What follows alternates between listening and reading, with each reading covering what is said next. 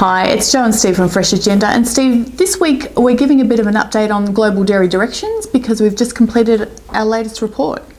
The July update's been just mailed.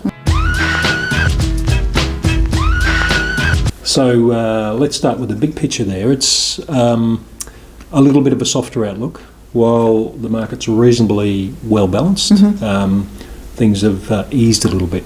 So we'll start here. This is an interesting old measure that we've used for a fair while in this product, the market tension index. The flip side of the stocks of milk powders in the hands of large exporters.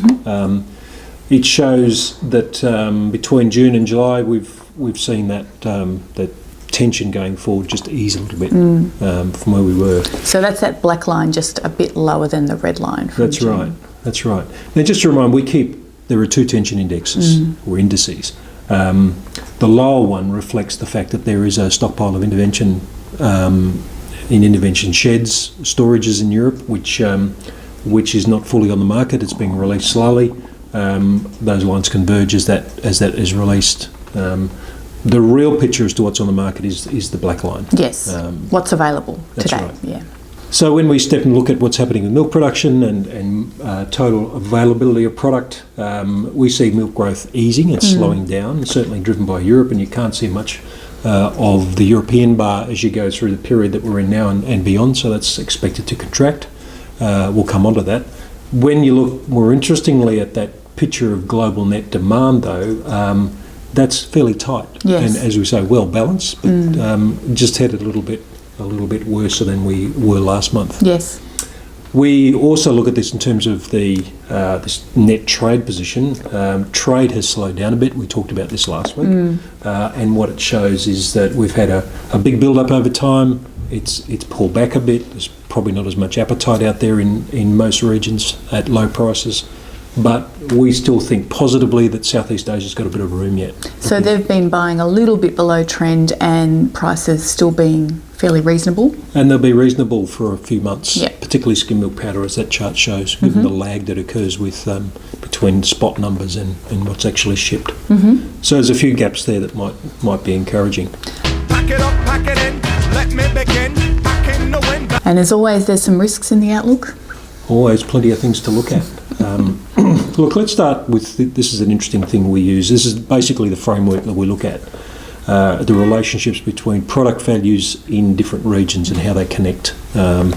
That's showing the main, I suppose, the value of protein is the interesting one. Things emanate from Europe. The intervention sales program is a big driver there, but the availability of powder is, the market's well supplied. Yes. Values are well down. That flows through.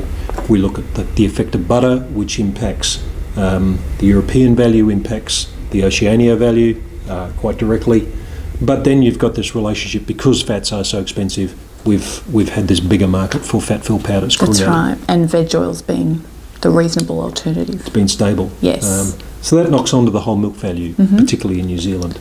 And then on the cheese side, again, European cheese value is driven by the returns to skim and butter. That flows into other regions as well and influences export values. So we've talked before about that very large influence of European Gouda on, say, cheddar prices in Oceania. We have. Very direct link. Yeah.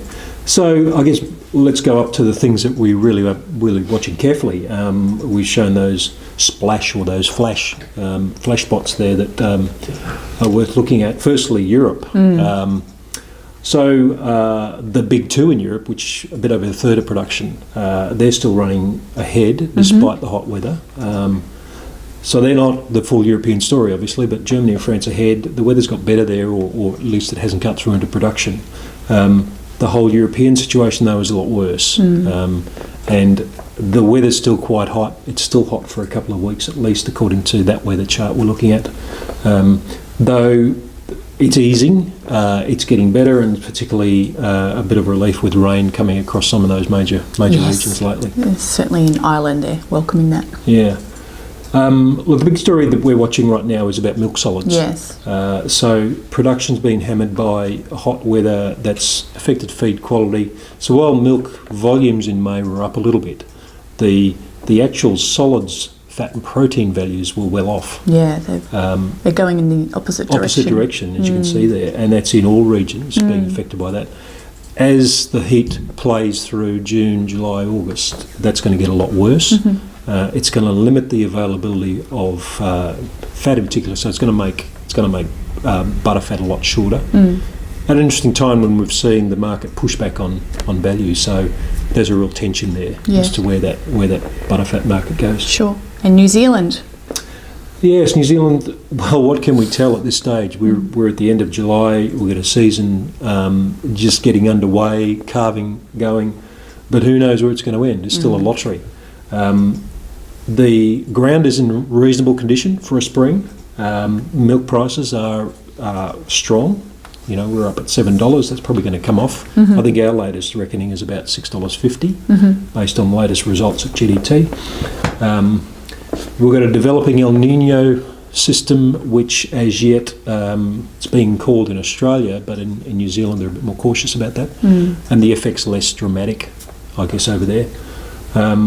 And cow culling is a little bit ahead. We think about 30,000 animals more this year. Yeah, so not the big impact that some people were expecting from Mycoplasma bovis. It's probably been more beef cattle than dairy, and there is, as we've said before, that flexibility about timing of culls. So obviously not a big impact at this stage. At this stage, yeah. Across to the US, repeating a little bit about the tension, we called this last time that there's. But the US situation in the last month has got a lot worse in terms of prices. So we can see that big yawning chasm between European, New Zealand and US cheddar prices. So the US are now a lot cheaper. So does that spur a bit more activity to go and seek out more of those red bars in those contestable markets? That's right. So that's one of the trade tensions created through those exquisitely structured tariffs and retaliations. So there's some of the hotspots we're watching, and I guess we haven't touched on the European butter situation, which is a critical point, but that brings us to your chart of the week. Yes, nice segue, Steve. The chart of the week actually looks at the butter situation, or a component of it, and here we've got just a bit of an overview of what's happening with wholesale and retail butter prices, and we've seen that consumption has pulled back a bit in Germany, probably because of these high prices. But when you look at the margin that's been taken out of those private label products, Steve, it's grown quite significantly in the last 12 months. So perhaps making up for a bit lower volume, but retailers have certainly been taking the opportunity to increase that margin, even the Aldi. Even the Aldi, yes. Yeah. Champion of the consumer. Okay, I think that's a wrap. That's what we're looking at. So that's all from us, and we'll see you next week.